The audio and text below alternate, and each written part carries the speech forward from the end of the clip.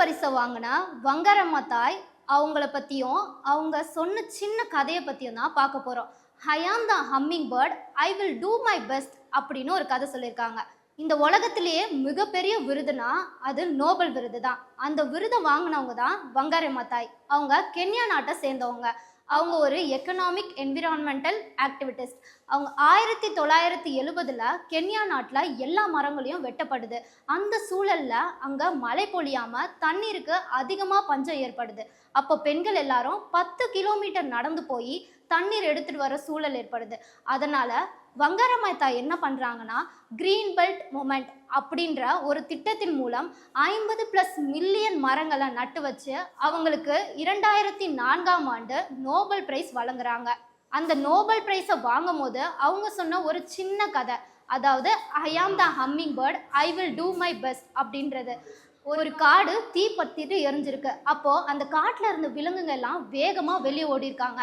அப்போ அந்த காட்டுல இருந்த சின்ன ஹம்மிங் பேர்ட், அதாவது தேன் சிட்டுக்குருவி, அதோட உணவே என்ன, ஒரு பூக்கள்ல இருக்கு சின்ன சின்ன தேனை எடுத்து சாப்பிட்றது தான்.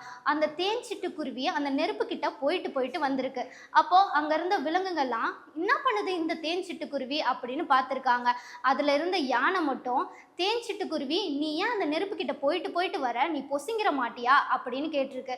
அப்போ அந்த தேன் சிட்டுக்குருவி சொல்லிச்சான், நான் இந்த நெருப்பெல்லாம் அணைக்க முயற்சி பண்றேன் அப்படின்ட்டு.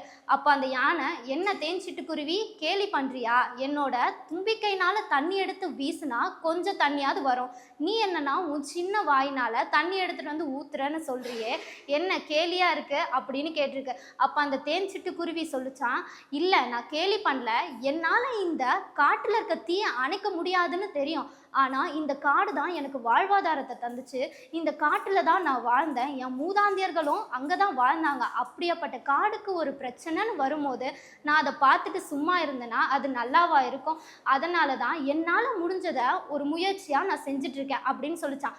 இதுலேருந்து வங்காரம்மா தாய் நம்மளுக்கு என்ன சொல்ல வராங்கன்னா, நம்மளும் ஒரு ஹம்மிங் பேர்டு தான், நம்மளாலையும் சின்ன சின்ன முயற்சிகளால் நாட்டுக்கு எதனா செய்ய முடியும். அப்படி பார்த்தா பிளாஸ்டிக்கை ஒழிக்கிறது, அப்புறம் சின்ன சின்னதாக மரங்கள் நட்டு வைக்கிறது, இப்படிலாம் பண்ணி ஒரு மாற்றங்களை கொண்டு வர முடியும் அப்படின்னு சொல்கிறாங்க. நம்ம யோசிப்போம், ஒரு ஆள் பண்ணுற மாற்றத்தினால என்ன பெருசாகிட போகுது அப்படின்னு. அப்படி நினச்சிருந்தா வங்காரம்மா தாய் 50+ மில்லியன் மரங்களை நட்டு வச்சிருக்கவே முடியாது. அதனால் நீங்களும் கண்டிப்பாக மாற்றத்தை உண்டாக்குவீங்கன்னு நான்